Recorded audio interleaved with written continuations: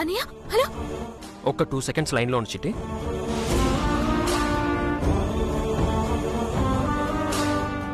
బావా ఇట్రా. ఏటి బామర్దే ఏటైంది? ఏం లేదు బావా, చిట్టి బాబా నా ఫ్రెండ్ ఒకడు ఉన్నా, వాడు నిన్ను చూస్తానని తెగ గొడవ చేస్తున్నాడు. నన్ను చూస్తాడా? నేనేమన్నా చిరంజీవినో బాలకృష్ణ ఎగబడి చూడటానికి? అలా కాదు బావా, వాడు నా ఫ్యామిలీ ఫ్రెండ్. వాడు నాకెంతో, మా అక్కకు కూడా అంతే క్లోజ్. అసలు మా అక్కని చేసుకున్న అబ్బాయి ఎలా ఉంటాడో చూడాలని వాడి కోరిక. అయితే ఇంటికి వచ్చేమను చూసినట్టు ఉంటది కదా. లేదు లేదు బావా, ఇప్పుడు నేను అర్జెంటుగా బయటికి వెళ్ళే పనుంది. నువ్వు కొంచెం వాడితో మాట్లాడి, నేను ఇప్పుడు హనీమూన్లో ఉన్నాను, కొద్ది రోజుల్లో తిరిగి వస్తాను, రాగానే కలుస్తానని చెప్పు చాలు. మరి నేను హనీమూన్లో లేను కదా, ఇంట్లోనే ఉన్నాను కదా. నువ్వు ఇంట్లో ఉన్న విషయం నాకు తెలుసు బావా, వాడికి ఎలా తెలుస్తుంది?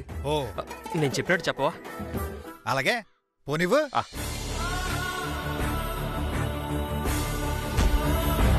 నానా అని మాట్లాడతాడంట. హలో హలో, ఇప్పుడు నేను హనీమూన్లో ఉన్నాను, 2 రోజుల్లో తిరిగి వస్తాను, ఆ తర్వాత వచ్చి కలుస్తాను. అలాగేనా? అలాగే అలాగే.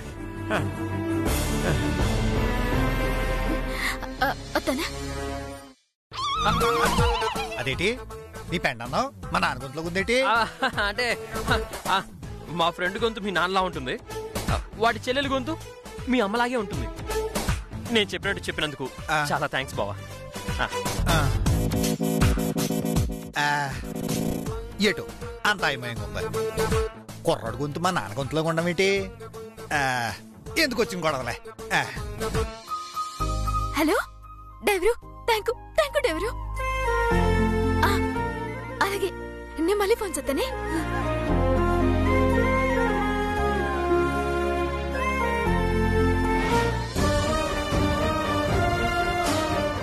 ఇప్పటికైనా నమ్ముతావు కదా నాన్న? నమ్ముతున్నాను తల్లి. ఆ భాస్కర్ గారు రానని చెప్తే నువ్వు వచ్చి మాకు అబద్ధం చెప్తున్నావేమో అనుకున్నానమ్మా. కానీ ఆడ హనీమూన్కి వెళ్ళిన మాట నిజమని తెలిసినాక చాలా ఆనందంగా ఉంది.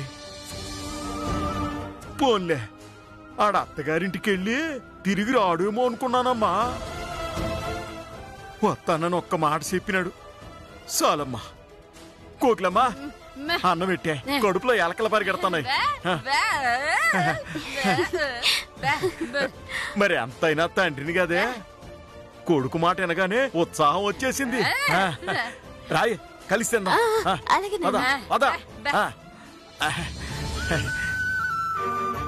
నన్ను క్షమించు నాన్న. ఇప్పుడు అబద్ధమైతే చెప్పాను, కానీ ఆ అబద్ధాన్ని నిజం చేయగలను లేదో.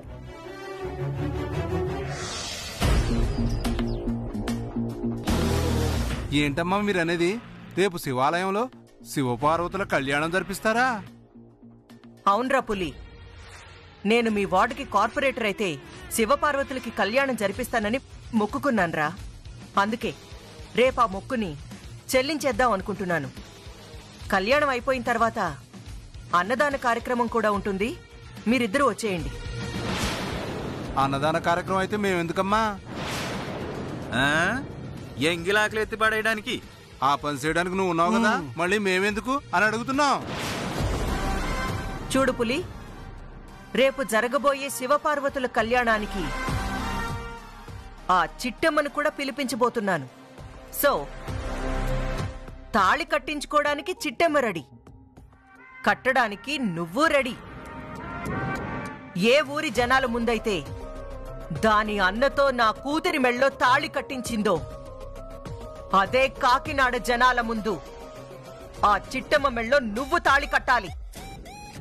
ఆ దేవుడి సాక్షిగా, కాకినాడ జనాల సాక్షిగా అది నీ పెళ్ళామైపోవాలి.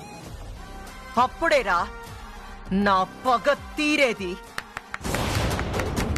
సూపర్ అమ్మా. తాళి కట్టమంటే ఏదో రహస్యంగా తాళి కట్టేద్దాం అనుకున్నాను గాని, ఇలా కాకినాడ ప్రజలందరి ముందు తాళి కట్టడం అంటే ఆ కిక్కే వేరమ్మా. రేపు గుడికి వస్తున్నాను, వాళ్ళందరూ చూస్తుండగా చిట్టమ్మ మెళ్ళలో తాళి కడతాను. ఇది ఫిక్సింగ్ అమ్మా. ఆ ఏటి ఫిక్సింగు? ఎప్పటికే 3 సార్లు తాళి కట్టబోయి ఫెయిలింగ్ అయిపోయావు. ఇంకోసారి ఫెయిలింగ్ అయిందనుకో, నిన్ను ఈ కోటిగాడిని గదిలో పడేసి దంచింగ్ అయిపోద్ది. ఈసారి మిస్సింగ్ అవుదు అవతారం గారు. దానికి పెద్ద ప్లానింగే వేశాం. ఏంటి ప్లాన్ చేసావా? ఏంట్రా అది? చిట్టెమ్మ మెళ్ళలో తాళి కట్టేది నేనే అన్న విషయం చిట్టెమ్మకు తెలిసిపోయింది కాబట్టి గుళ్ళో నన్ను చూసిందంటే జాగ్రత్త పడిపోద్ది. అవునా అమ్మా? అవును. అది గనక జాగ్రత్త పడిందంటే మా బావకి నాకు తడిసిపోద్ది. అందుకే మమ్మల్ని అది కనిపెట్టకుండా ఒక పెద్ద ప్లానింగ్ చేసామమ్మా. అబ్బా ఏటో అంత పెద్ద ప్లానింగ్? అది ఏంటంటేనమ్మా,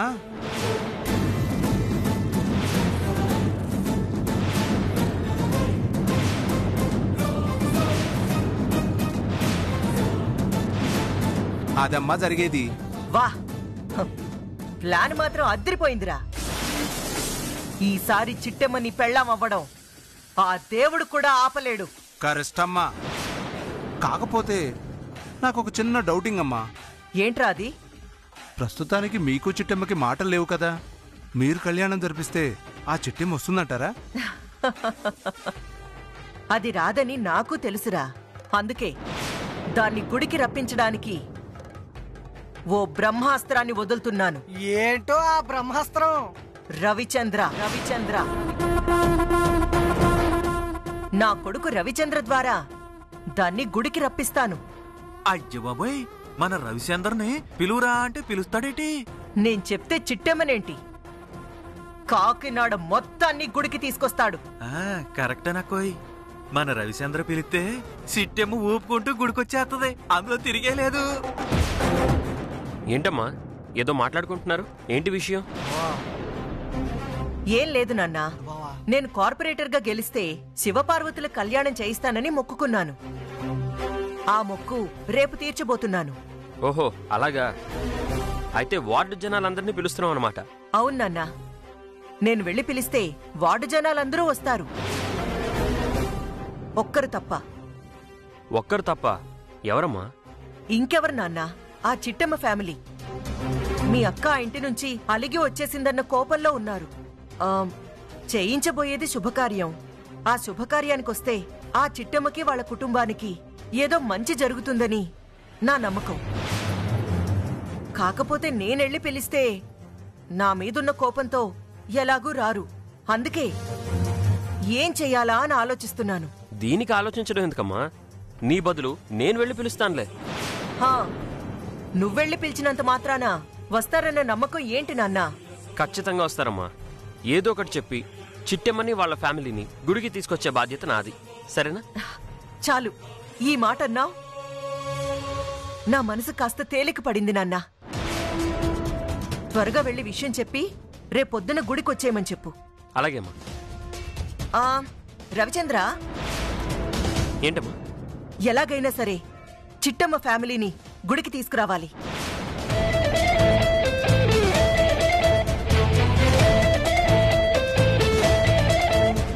ఇదేంటి, కేవలం పూజ కోసమే అయితే అమ్మ ఇంత గట్టిగా చెప్పదే. దీని వెనకాల ఖచ్చితంగా ఏదో కుట్రుంది.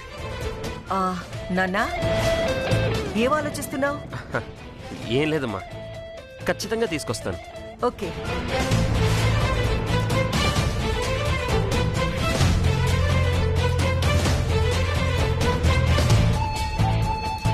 ఒరే పులి, అమ్మా, కాగల కార్యం గంధర్వులే తీర్చారని చిట్టెమ్మని నా కొడుకు గుడికి తీసుకురాబోతున్నాడు. ఇంకా మీ ఏర్పాట్లలో మీరుండండి. ఈసారి మాత్రం మిస్ అవ్వకూడదు. రేపు ఈ టైంకి చిట్టెమ్మ నా పెళ్ళం అవడం పక్కా అమ్మా. రాసి పెట్టుకోండి. ఉంటానమ్మా. వస్తానమ్మా. వసే చిట్టి, ఓ పనికి మాలిన వాడికి పెళ్ళాం అవ్వడానికి రెడీగా ఉండవే.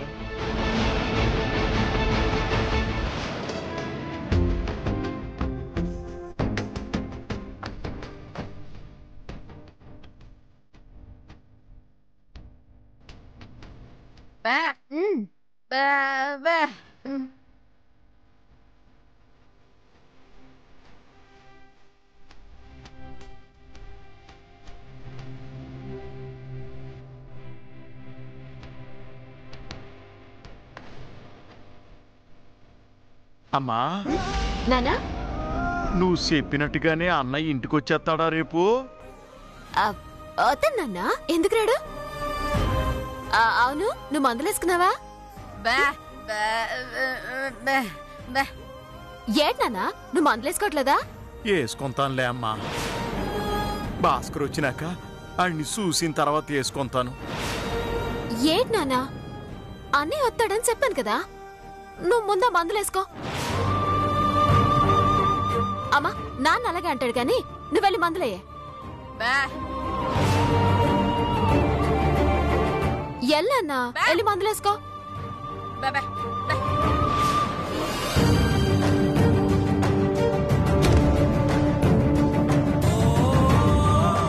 దేవుడా, అన్నీ వస్తాడని అబద్ధం చెప్పించాను. ఆడి కోసం నాన్న పిచ్చోళ్ళ ఎదురు చూస్తున్నాడు. ఆడు రావడం తెలిస్తే ఏటైపోతాడో ఏటో.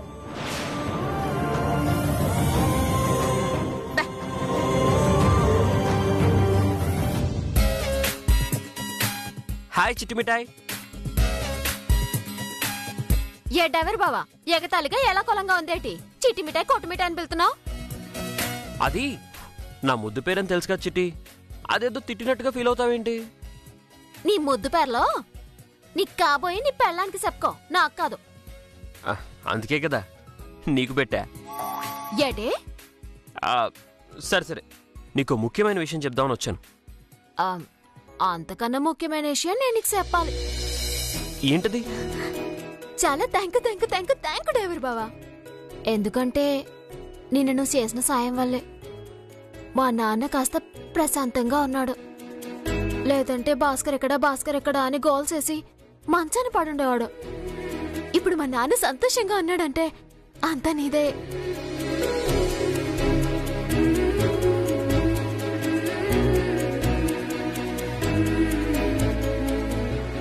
ఇందులో నేను చేసింది ఏముంది చిట్టమ్మా? మీ అన్నయ్య హనీమూన్కి వెళ్ళకపోయినా వెళ్ళినట్టు అబద్ధం చెప్పాను, అంతే కదా. అంతేనా ఏంటి?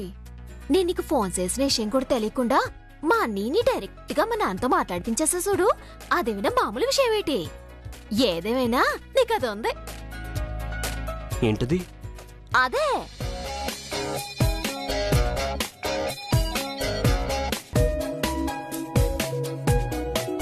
అదే అంటే ఏంటి? బుర్రా. నీది మామూలు బుర్ర కాదు డ్రైవర్ బావా.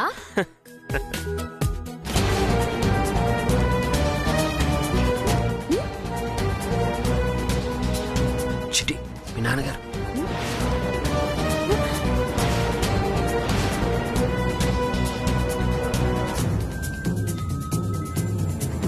ఏటన్నావే?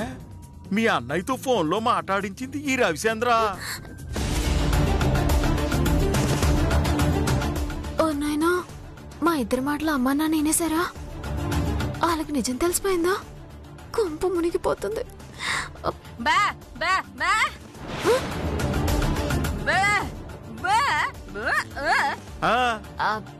అమ్మా, అవునమ్మా, ఫోన్లో మాట్లాడింది అన్నయ్య కదా. మరి అన్నయ్యతో మాట్లాడించింది రవిచంద్రే అన్నావు అంటే అల్లుడెళ్ళి చెప్తేనాడు ఫోన్లో మాట్లాడినాడా? లేకపోతే ఫోన్లో మాట్లాడేవాడు కాదా? ఓహో, నాన్నకి ఇలా అర్థమైందా? పోన్లే, నిజం తెలియలేదు. అలా అని కాదు నాన్న, ఎంతైనా ఆడు మన మీద కాస్త కోపంగా ఉన్నాడు కదా. ఇదిగో ఈ డ్రైవర్ బావ వెళ్ళి కాస్త నచ్చ చెప్పడంతో ఫోన్లో మాట్లాడించాడు. ఓ అలాగా.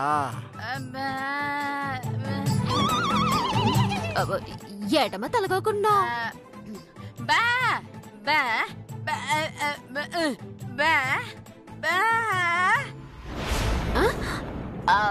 అవును, అన్నయ్య వేరే ఊర్లో ఉన్నాడు. అయితే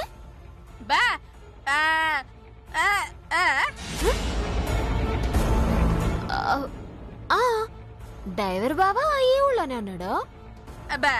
మరి అలాంటప్పుడు ఎక్కడో ఉన్న భాస్కర్తో ఈ రవిబాబు ఫోన్లో ఎలా మాట్లాడిస్తాడమ్మా?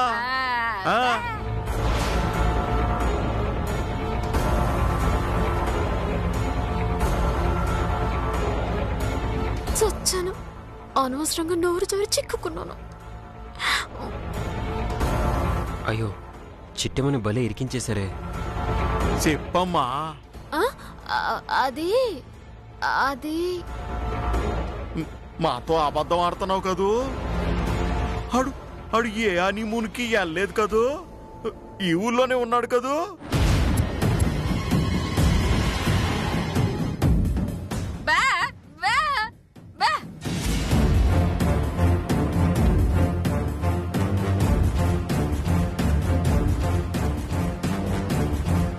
అంకుల్, మీరు అనవసరంగా పొరపాటు పడుతున్నారు. భాస్కర్ బాబు నిజంగానే హనీమూన్కి వెళ్ళాడు. ఆడ హనీమూన్కి వెళ్తే నువ్వు ఎట్టా మాట్లాడించావయ్యా? ఫోన్లో కాన్ఫరెన్స్ అనే ఒక ఆప్షన్ ఉంటుంది. దాని ద్వారా ఎవరెక్కడున్నా మన ఫోన్తో మాట్లాడించవచ్చు. కావాలంటే మా అవతారం మావయ్యతో మాట్లాడిస్తాను, చూడండి.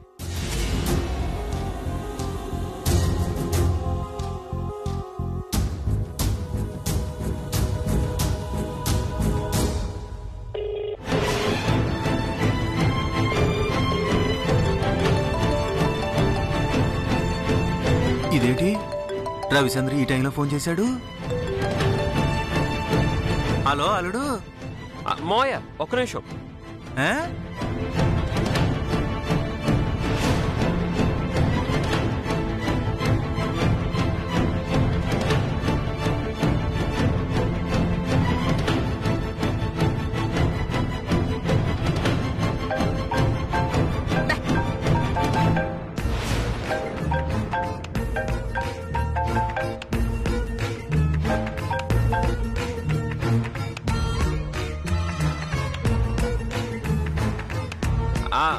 మావయ్య ఏం చేస్తున్నావు?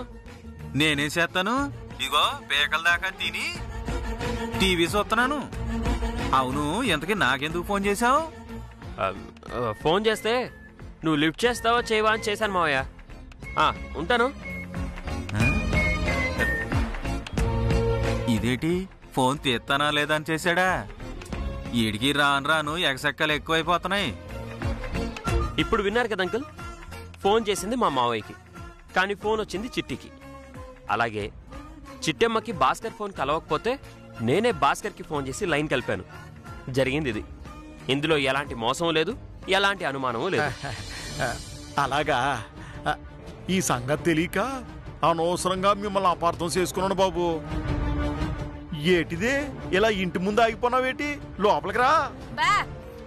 లేదంకుల్, నేను ఒక ముఖ్యమైన విషయం చెప్దామని వచ్చాను. ఏంటది డ్రైవర్ బావా? రేపు గుళ్ళో మా అమ్మ అయ్యవారికి అమ్మవారికి పెళ్లి జరిపించబోతుంది. నువ్వు మాత్రం అక్కడికి ఎట్టి పరిస్థితుల్లో రావద్దు చిట్టి.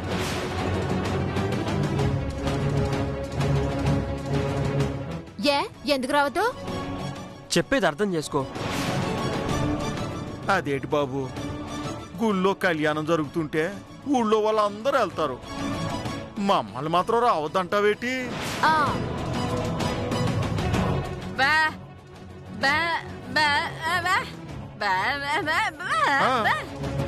అది కాదంటీ, నేను చెప్పేది ఒకసారి అర్థం చేసుకోండి.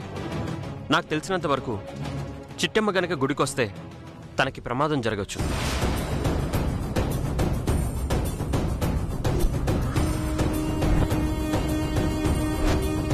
ప్రమాదమా? కంగారు పడాల్సిందేం లేదంకుల్. మొన్నట్లాగే ఏ పులిరాజు గాడో వచ్చి తనని ఇబ్బంది పెట్టచ్చేమోనని నా అనుమానం.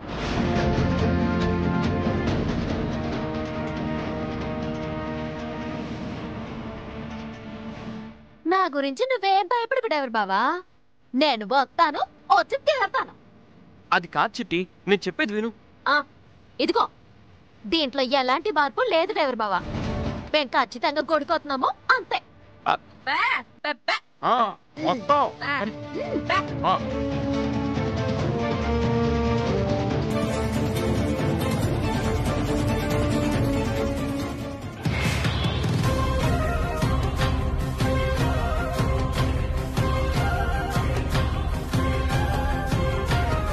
ఏంటి చెప్తే అర్థం చేసుకోవా?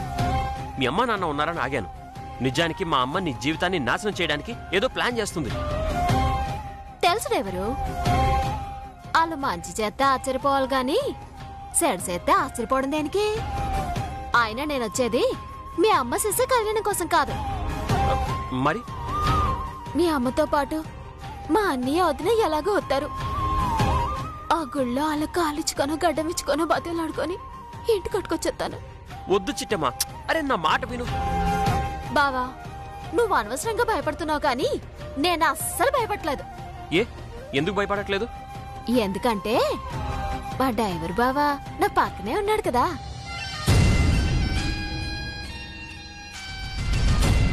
ఏమన్నా? నిజమే అంటున్నాను. మా డ్రైవర్ బావ నా పక్కనుండగా నా ఒంటి మీద సయ్యేసే దమ్ము ఎవడుకుంటుందే?